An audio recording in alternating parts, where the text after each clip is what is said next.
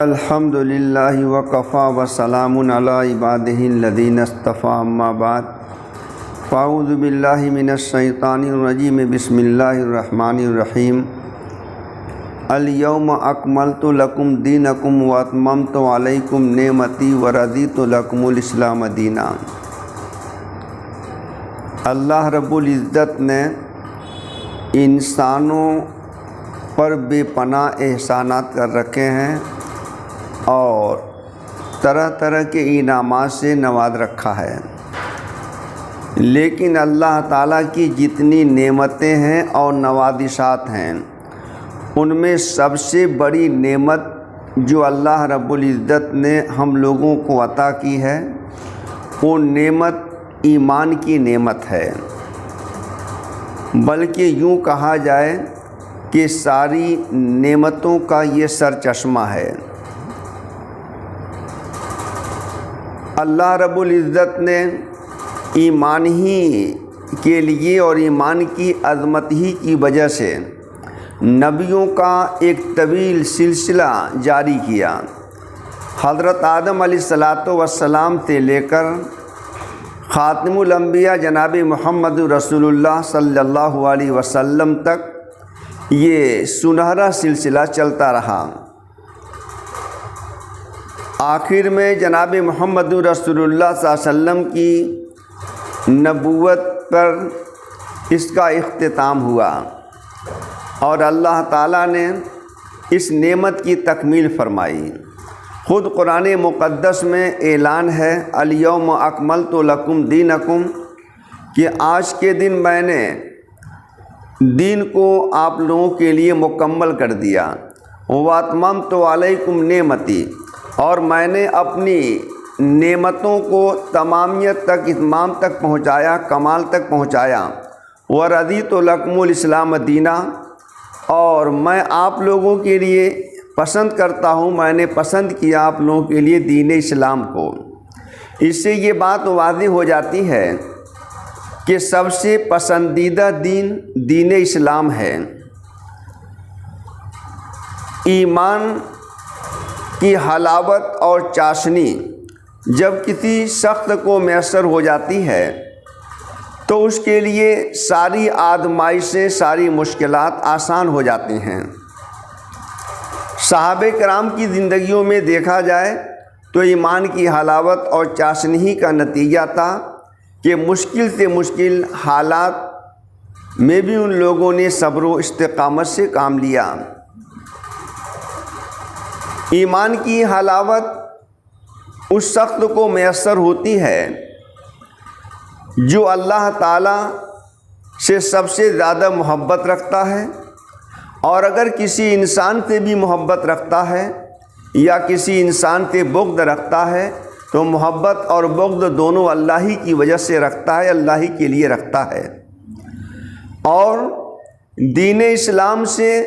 پلٹ جانا، مرتد ہو جانا اس کے نزدیک اتنا ہی زیادہ ناگوار اور ناپسندیدہ ہوتا ہے جیسے کہ آگ میں ڈالا جانا۔ مختصر سی بات یہ ہے کہ ایمان پر ثابت قدم رہنا یہ ہم مسلمانوں کا شیوا ہونا چاہیے۔ آج دنیا میں جہاں طرح طرح کے فتنے نمودار ہوتے ہیں، اور خاص کر آج کے ذرائع ابلاغ نے تو فتنوں کا ایک طویل سلسلہ چلا رکھا ہے۔ ان پیدا ہونے والے فتنوں میں ایک اہم، بڑا اور برا فتنہ ارتداد ہے، اور فتنہ ارتداد کے بارے میں مختصر سی بات یہ ہے کہ آئے دن ہم اخبارات میں دیکھتے ہیں اور دیگر ذرائع ابلاغ میں سنتے رہتے ہیں کہ بہت سے ایسے لوگ ہیں جو دین اسلام سے پھر جاتے ہیں، مرتد ہو جاتے ہیں، اور ان میں زیادہ تر ہمارے وہ نوجوان شامل ہیں، چاہے وہ مرد ہوں یا عورتیں ہوں، جن کا تعلق عصری اداروں کے ساتھ ہے۔ عصری اداروں میں تعلیم حاصل کرنے والے چونکہ دینیات سے ناواقف ہوتے ہیں ایمانیات سے ان کو کوئی شغف نہیں ہوتا اور ان کو اس بات کا بھی علم نہیں ہوتا کہ ایمان کی حقیقت کیا ہے، ایمان کیا چیز ہے، ایمان اور کفر میں فرق کیا ہے، اور ایمان کا ثمرہ اور نتیجہ کیا ہے اور کفر کا ثمرہ اور نتیجہ کیا ہے۔ ان دونوں میں فرق نہیں کر پاتے، جس کی وجہ سے وہ ایمان سے کوسوں دور ہو جاتے ہیں اور ان کو احساس بھی نہیں ہو پاتا کہ میں دائرہ اسلام سے نکل چکا۔ آج ایسے بہت سے نوجوانوں کو ہم دیکھ رہے ہیں جو باوجود کہ اپنے کو مسلمان کہتے ہیں، لیکن ایسے حالات سے دوچار ہو جاتے ہیں کہ ان حالات میں ایمان کو بچانا یہ مشکل ترین معاملہ ہو جاتا ہے۔ جیسے کوئی مسلمان لڑکا کسی غیر مسلم سے شادی کرے یا کوئی مسلمان لڑکی غیر مسلم لڑکے سے شادی کرے، تو اس بے حیائی کی دلدل میں پھنسنے کے بعد ایمان کی حفاظت اور اس ایمان پر استقامت یہ مشکل ترین معاملہ ہو جاتا ہے۔ اس لیے ایسے حالات میں جہاں کے ارتداد کا ایک سلسلہ چل پڑا ہو اور اس ارتداد کے ساتھ ساتھ آج بہت سے ہمارے نوجوان ذہنی ارتداد کے بھی شکار ہو رہے ہیں، ان کے سامنے ایمان کی اہمیت اور عظمت بیان کرنے کی ضرورت ہے، اور اس کی روک تھام کے لیے سب سے اہم پہلا زینہ یہ ہے کہ والدین اس پہ نظر رکھیں، چاہے وہ بچے ہوں یا بچیاں ہوں۔ اگر عصری اداروں میں ان کو تعلیم حاصل کرنے کے لیے بھیج رہے ہیں تو ان کو دینیات سے بھی واقف کرایا جائے، اللہ تعالیٰ کی الوہیت کو بتلایا جائے، جناب محمد رسول اللہ صلی اللہ علیہ وسلم کے ختم نبوت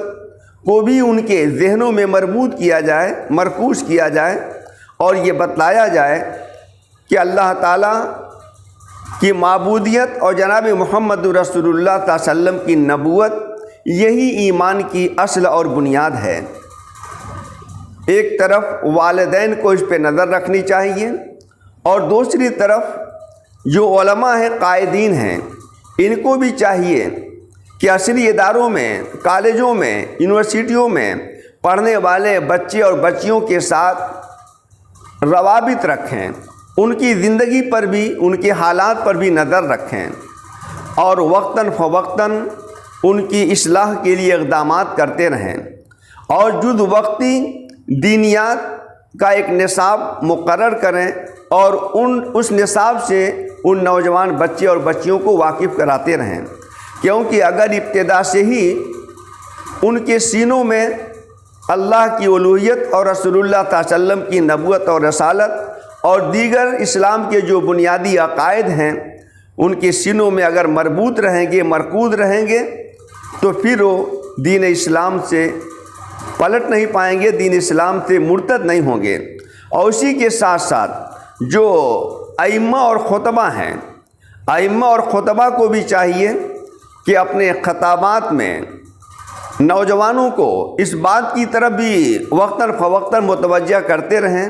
کہ سب سے عظیم نعمت اللہ کی نعمت ایمان ہے، اسلام ہے۔ کسی بھی حال میں ہمارا دامن اس سے خالی نہیں ہونا چاہیے، ہر حال میں ہمارا دامن ایمان اور اسلام سے لبریز رہنا چاہیے۔ اس لیے میں مختصر سی یہ بات عرض کرتے ہوئے اپنی بات کو ختم کرتا ہوں کہ یہ ذمہ داری ہم سب کی ہے، کیونکہ رسول اللہ صلی اللہ علیہ وسلم نے فرمایا کہ تم میں کا ہر شخص نگہبان ہے، چھوٹا ہو، بڑا ہو، مرد ہو، عورت ہو، ہر ایک کے کندھوں پر ذمہ داریاں عائد ہیں۔ اس لیے اگر حالات کے اندر خرابی پیدا ہو رہی ہو، معاشرے کے اندر، سماج کے اندر برائیاں پیدا ہو رہی ہوں، تو اس وقت ہمیں خاموش رہنے کے بجائے اقدامات کرنے کی ضرورت ہے، اور اقدامات کے ساتھ ساتھ اجتماعی طور پر اللہ رب العزت کے حضور ہمیں دعا کرنے کی بھی ضرورت ہے کہ اللہ تعالی ہم کو ان جیسے ارتداد جیسے فتنوں سے محفوظ رکھیں اور ہمارے نوجوانوں کے اندر ایمان اور اسلام پر استقامت نصیب فرمائیں۔ وآخر دعوانا الحمدللہ رب العالمین۔